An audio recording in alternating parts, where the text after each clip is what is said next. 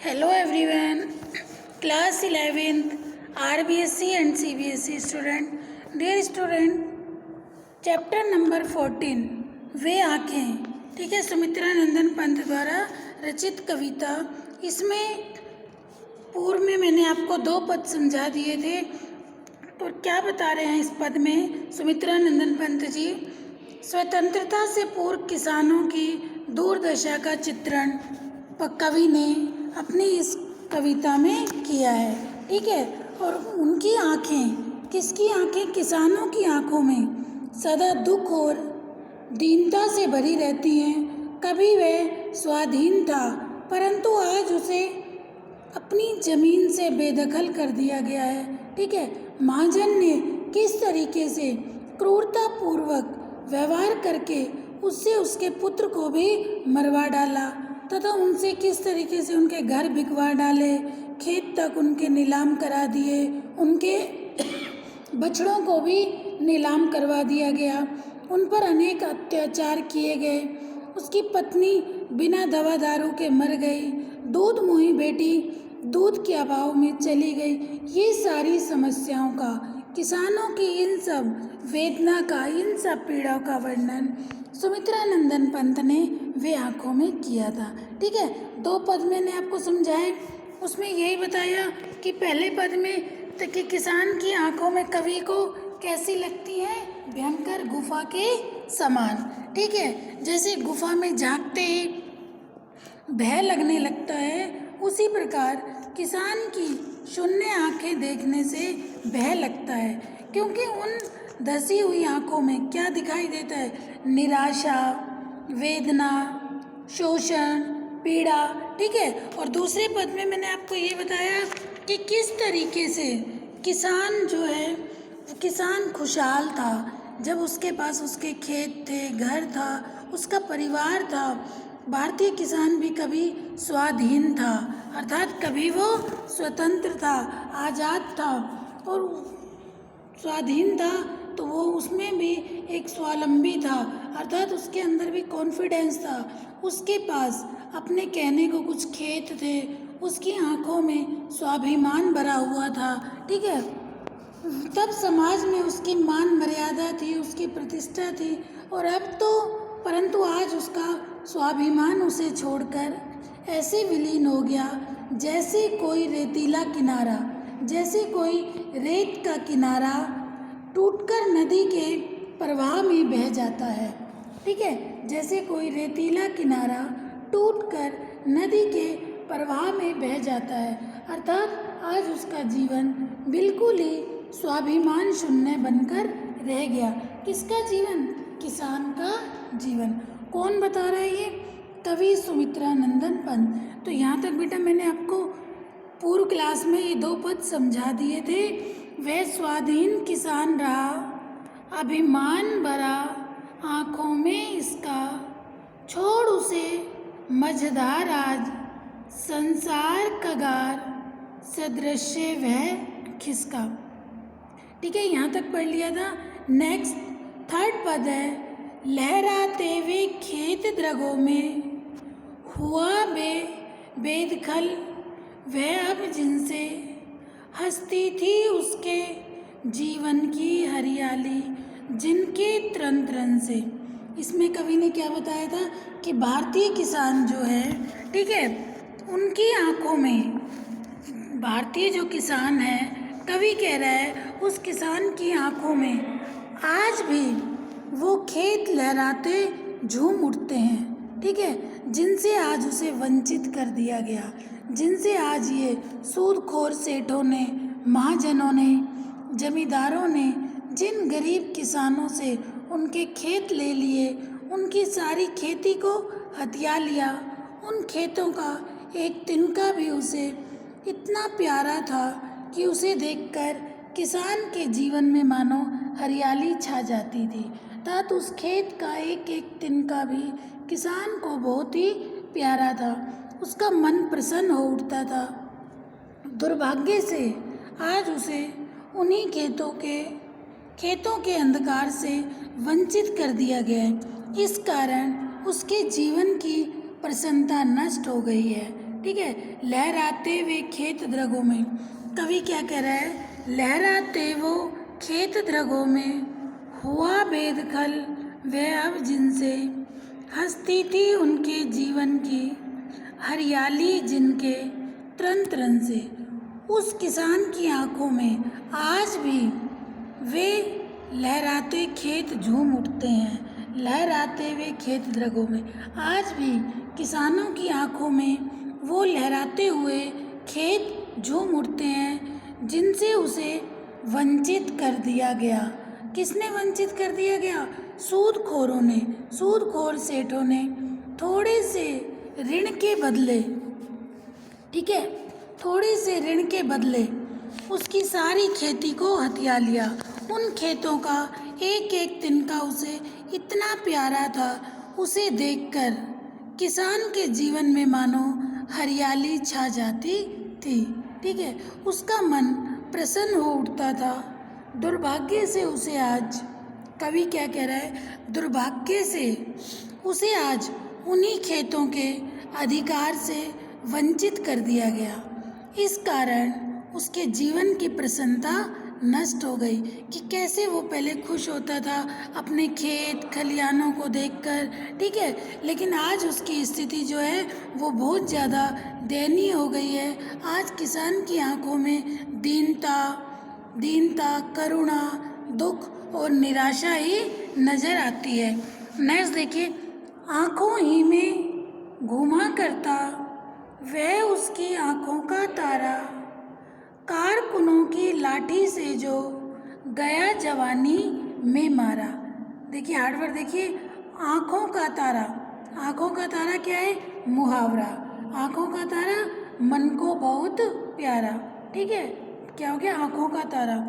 कारकुनों, कारकुनों सूदखोरों और जमींदारों के कारिंदे, कारकुनों सूदखोरों और जमींदारों के कारिंदे, उन्हें क्या कहेंगे? कारकुनों, ठीक है। लाठी, लाठी मीन्स डंडी।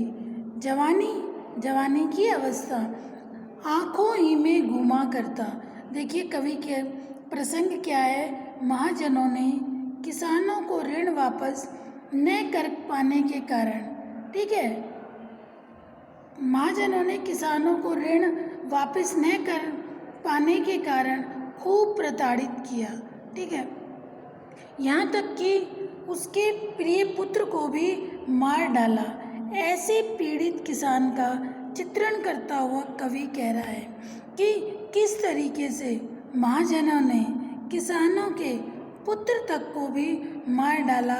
जब वो अगर ऋण का पैसा नहीं चुका पाए तो किस तरह किसानों पर अन्याय व अत्याचार किए गए, इसी का वर्णन कवि ने अपनी इस पोयम में पंक्तियों में बता रहे हैं। कवि क्या कह रहा है? आँखों ही में घूमा करता। कवि कह रहा है कि किसान का प्रिय बेटा जवानी की ही अवस्था में साहूकार के करिंदों द्वारा लाठियों के निर्मम प्रहारों से मारा डाला गया। आँखों ही में घूमा करता वह उसकी आँखों का तारा।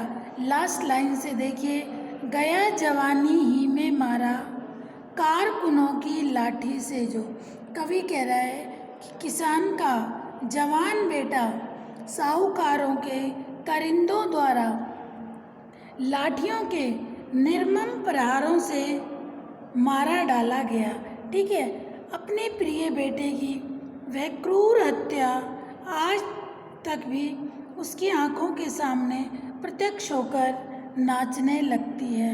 आंखों में ही घूमा करता आज भी अपने प्रिय बेटे की क्रूरता से की गई वो हत्या आज भी किसान की आंखों में क्या है? आंखों के सामने घुमा प्रत्यक्ष रूप से नाचती है। अर्थात आज भी वो बात किसान को ऐसे दिखाई दे रही है जैसे अभी वो उसके सामने ऐसा हुआ हो, ठीक है। समझ आ गया ये पैराग्राफ? आंखों ही में घुमा करता वह उसकी आंखों का तारा, आंखों का तारा मन को बहुत प्यारा, कारकुनों की लाठी से जो गया जवानी ही में मारा। कवि क्या कह रहा है कि किसान का प्रिय बेटा, जवानी की ही अवस्था में साहूकार के कारिंदों द्वारा लाठियों के निर्मम प्रहार से मारा गया। अपने प्रिय बेटे की वह क्रूर हत्या आज तक उसकी आंखों के सामने प्रत्यक्ष होकर नाचने लगी। आंखों का तारा मुहावरे का प्रयोग किया गया है। आंखों में घूमना मतलब आंखों के सामने दिखाई देना। कारकुनों द्वारा लाठी के मारे जाने का सजीव बन पड़ा है। इसकी भाषा अत्यंत सहज व सरल भाषा का प्रयोग किया गया है। ठीक है बेटा, यहाँ तक समझ आया। इसके बाद नेक्स्ट है, कवि क्या कह रहा है। बिका दिया घर द्वार महाजन ने, बिका दिया घर द्वार महाजन ने, ना ब्याज की कौड़ी छोड़ी, रह रहे आँखों में चुभती वह, कुर्क हुई बरछों की जोड़ी। कवि क्या कह रहे हैं। बिका दिया घर द्वार महाजन ने, ना ब्याज की कौड़ी छोड़ी, रह रहे आँखों में चुभती वह, कुर्क हुई बरछों की जोड़ी। कवि क्या कह रहे हैं कि महाजन अपना धन और ब्याज वसूल के लिए, महाजनों ने अपने धन और ब्याज के वसूलने के लिए कैसे कैसे अत्याचार किए, इसका चित्रण कवि करते हुए कहता है। महाजन मीन्स ऋणदाता, महाजन ऋणदाता, ऋण देने वाला। कौड़ी एक पैसा भी, कौड़ी एक पैसा भी। आँखों में चुभना बुरा लगना, आँखों में चुभना बुरा लगना। कुर्क नीलाम, कुर्क नीलाम। बरछों बैलो, बरछों बैलो। ठीक है। बिका दिया घर द्वार महाजन ने, ना ब्याज की कौड़ी छोड़ी, रह रहे आँखों में चुभती वह, कुर्क हुई बरछों की जोड़ी। देखिए कवि क्या कह रहा है कि महाजन अपना धन और ब्याज वसूलने के लिए कैसे कैसे अत्याचार करते हैं। ठीक है, कैसे कैसे अत्याचार करते हैं, इसका चित्रण करते हुए कवि कह रहा है कि जो महाजन है वो अपने धन का अर्जन करने के लिए किस किस तरीके से अन्याय व अत्याचार करते हैं। क्या कह रहे हैं कवि। बिका दिया घर द्वार महाजन ने, ब्याज की कौड़ी न छोड़ी। महाजन ने अपना धन और ब्याज उगाने के लिए किसान की का घर संपत्ति सब नीलाम कर डाली। ठीक है। बिका दिया घर द्वार महाजन ने, ब्याज की कौड़ी ना छोड़ी। ठीक है। किसान की घर संपत्ति सब नीलाम कर दिए, उसे घर से बेघर कर दिया, किंतु अपने ऋण का ब्याज एक एक पाई करके चुका दिया। ठीक है। रह रहे आँखों में चुभती वह, कुर्क हुई बरछों की जोड़ी। कवि क्या कह रहा है कि महाजन ने अपना धन और ब्याज उगाने के लिए किसान के घर की संपत्ति सब कुछ नीलाम कर डाली और उसे घर से बेघर कर दिया, बिका दिया घर द्वार। ठीक है। और किसान ने अपने ऋण के ब्याज का एक एक कौड़ी एक एक पाई तक करके चुका दिया। उसके मन में किसान की दयनीय अवस्था को देखकर जरा भी दया नहीं आई। उसने उसकी प्रिय बैलों की जोड़ी, ठीक है, कुर्क हुई बरछों की जोड़ी, उसने किसानों के बैलों की जोड़ी को भी नीलाम कर दिया। देखते ही देखते किसान के सामने किसानों के बैलों की जोड़ी को उसने कुर्क कर दिया। वह किसान उसे विवश होकर नीलाम होते देखता रहा और किसान विवश होकर उसे चुपचाप नीलाम होते देखता रहा। ठीक है। कुर्क हुई बरछड़ों की जोड़ी, उसे देखता रहा। वह किसान उसे देखता रहा, कुछ भी नहीं कर पाता। आज भी बैलों की नीलाम की वह स्मृति उसके मन में वेदना जगा जाती है। कवि कह रहे हैं कि आज भी किसान के मन में, ठीक है, वो बैलों की कुरकुई जोड़ी वेदना जगा जाती है। तो किसान बहुत अधिक दुखी हो जाता है जब वो अपने सामने ये सब चीज़ें देखता है। पहले उसने इसी ऋण के लिए महाजन, सूदखोरों, ऋणदाताओं ने किस तरीके से किसानों पर अन्याय अत्याचार किया, ठीक है, उनसे पैसा वसूलने के लिए उनके घर तक बिकवा दिए, उनके बेटे को मार दिया, उनकी आंखों के सामने ही उन्हें घर से बेदखल कर दिया। और जबकि किसान अपने ऋण की पाई चुका चुका है, उसके बावजूद भी किस तरह किसान के सामने ही किसान की बैलों की नीलामी होती है। ये सब देखकर किसान को बहुत अधिक दुख होता है, ठीक है। आँखों में चुभना मुहावरे का प्रयोग किया गया है, ठीक है।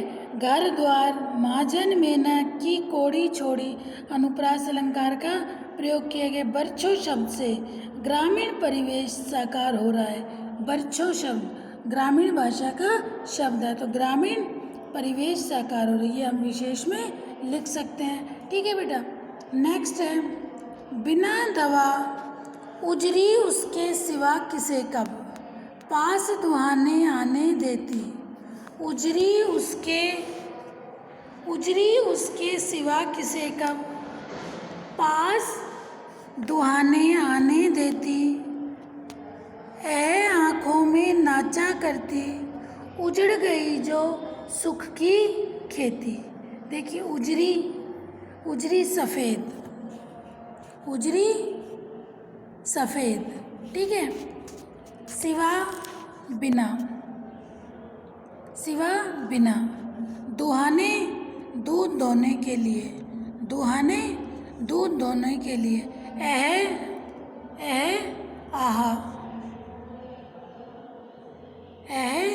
आहा, ठीक है। आँखों में नाचना, बार बार सामने आना। आँखों में नाचा करती, बार बार सामने आना, ठीक है। अब देखिए इसमें कवि क्या कह रहा है, किसान की मर्म व्यथा प्रकट हुई है कि उसकी संपत्ति और गाय नीलाम कर दी गई है। किसान के हृदय की पीड़ा व्यक्त हुई है, ठीक है। किसान के हृदय की पीड़ा को व्यक्त किया गया है। कवि क्या कह रहा है, किसान को अपनी उजली सफ़ेद गाय से अत्यंत स्नेह था। उजली उसके सिवा किसे कब, पास दुहाने आने देती।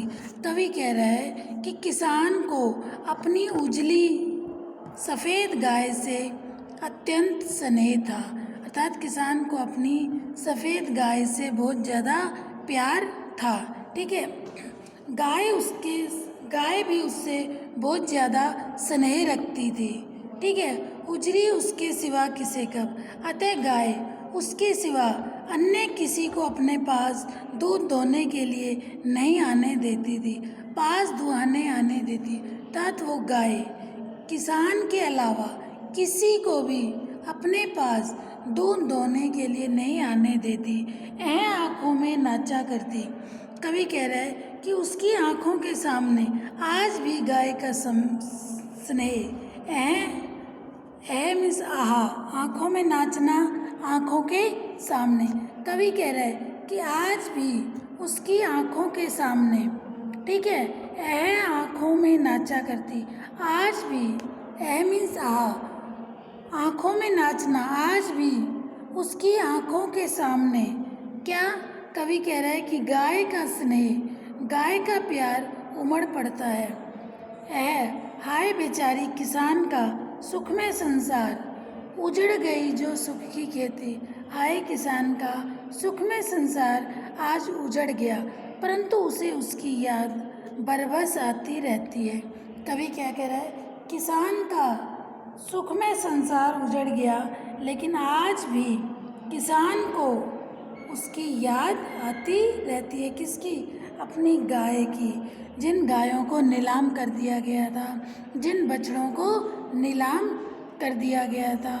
तो दोबारा देखिए, उजरी उसके सिवा किसे कब पास दुहाने आने देती, ऐ आँखों में नाचा करती, उजड़ गई सुख की खेती। कवि कह रहा है कि किसान को अपनी सफ़ेद गाय, उजरी में सफ़ेद गाय की बहुत याद आती है, पास दुहाने आने देती। वो अपना दूध निकालने के लिए भी किसान के अलावा किसी को भी अपने पास नहीं आने देती थी। अतः गाय उसके सिवा अन्य किसी को अपने पास दूध दोहने के लिए नहीं आने देती थी। उसकी आँखों के सामने आज भी ऐ आँखों में नाचा करती, उजड़ गई जो सुख की खेती। कवि क्या कह रहा है कि आँखों के सामने आज भी गाय का स्नेह उमड़ पड़ता है।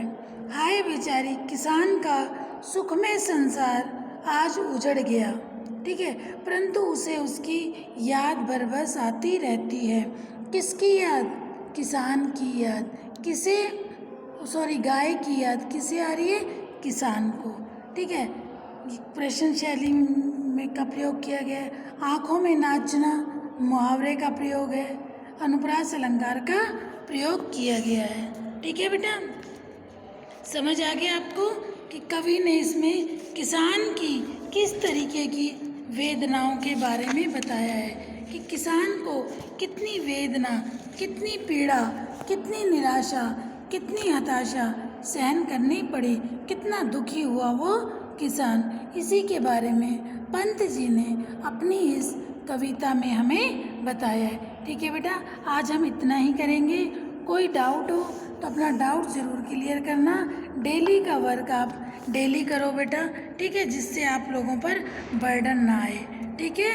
कोई भी डाउट हो अपने डाउट्स क्लियर कर लेना, इस व्याख्या को अच्छे से सुन लेना, ठीक है। डेली का वर्क आप डेली किया करो। ओके बेटा, थैंक यू।